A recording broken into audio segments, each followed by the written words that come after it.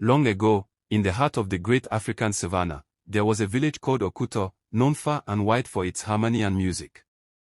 Every evening, the villagers would gather around the great baobab tree as the air filled with laughter, singing, and the pounding rhythm of drums that made even the moon dance. Among the many drummers in Okuto, none was as gifted as Kofi, the son of a humble potter. When Kofi drummed, it was as though the earth itself listened. His rhythms told stories of rain and harvest, of love and heartbreak, of gods and men. People said the spirits danced to his beat. But Kofi was not content with the praise of his village. Deep inside, he dreamed of something greater. He wanted the world to hear his rhythm. He wanted his name to echo across kingdoms. And so, one morning, as the golden sun rose over the savannah, Kofi packed his drum, carved from sacred Iroko wood, and told his mother, "I must go where my sound will be heard by kings." His mother looked at him with weary eyes and said, "My son, the drum you carry will only speak when your heart is still. The world may praise your rhythm, but do not lose your beat in the noise of men." Kofi smiled but did not understand. He journeyed through forests and rivers, across mountains and plains. He played in markets and festivals, his fame growing with each beat of his drum. Coins clinked at his feet, dancers followed his rhythm, and his name began to travel ahead of him like the scent of new rain. Soon, he reached King Doro's court, the grandest in the region, a place where only the best were allowed to perform. The king's guards laughed when Kofi said he came from a small village, but when he touched his drum, silence fell. His rhythm roared like thunder, gentle as a whisper, fierce as fire. The king rose to his feet and declared, "This young man shall be the royal drummer of Okuto's kingdom." Kofi's heart swelled with pride. He had done it. His dream was real.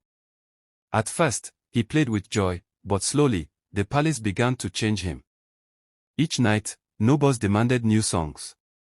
Each performance had to outshine the last. Kofi began to chase applause instead of rhythm. He played faster, louder, but his beats lost their soul. His once living drum began to sound hollow.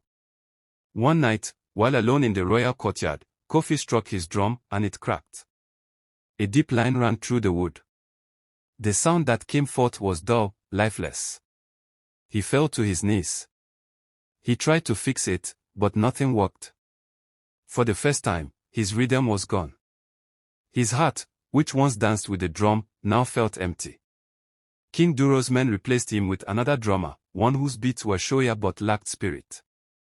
Kofi was forgotten as quickly as he was celebrated. He left the palace and wandered the land, carrying his broken drum. He played for food in small villages, but the magic was gone. Children no longer danced. Birds no longer listened. He began to believe his gift had died. One evening, hungry and tired, Kofi arrived at a small riverside village. He sat near the water and tapped gently on the cracked drum. The sound was soft and sad, like the heartbeat of a wounded spirit. An old fisherman nearby listened quietly. When Kofi stopped, the man smiled and said, "Young man, that drum still speaks, but not to ears that chase noise. It speaks to hearts that understand loss." Kofi looked at him in confusion. The fisherman continued, "You were born to play, but not for fame. Music is not made for crowns or coins. It is made to heal hearts, including your own." That night, Kofi stayed by the river, and for the first time, he played not to impress, but to remember. He played for the rain that had blessed his village, for his mother's smile, for the soil that once held his dreams. And the cracked drum began to hum again, soft, but alive. Its broken tone carried a new kind of beauty, one that came from pain and wisdom. Years passed. The fire of ambition had turned into a flame of purpose. Kofi returned to his village of Okuto, older, wiser, and carrying his scarred drum. When the villagers saw him, they rejoiced. "Kofi the drummer has returned," they cried. But Kofi shook his head. "No, I am not the drummer I was. I am the drummer I was meant to become." That evening, under the great baobab tree, he began to play. The rhythm rose like a heartbeat, steady and deep. The wind joined his song, the tree swayed, and the stars seemed to listen. Children danced, elders wept, and even the animals gathered near. When he finished, silence filled the night, the kind of silence that only follows truth.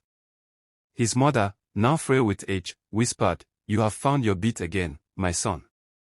Kofi smiled, tears streaming down his face. "Yes, Mama." But it took losing everything to hear it again. Before he died, Kofi taught the village children how to drum. But he never taught them just rhythm, he taught them listening. He told them, "Your passion is a gift, but it must not own you. Chase it, but do not let it blind you. When you lose what you love, listen, for sometimes the lesson hides inside the loss." And so, generations later, the people of Okuta still tell his story under the moonlight. Whenever a drum cracks, they do not throw it away. They say, a broken drum still carries the wisdom of its scars. The moral of Kofi's story lives on: passion without purpose leads to emptiness. Sometimes you must lose what you love to rediscover why you loved it, and even broken things, and broken people, can still make beautiful music.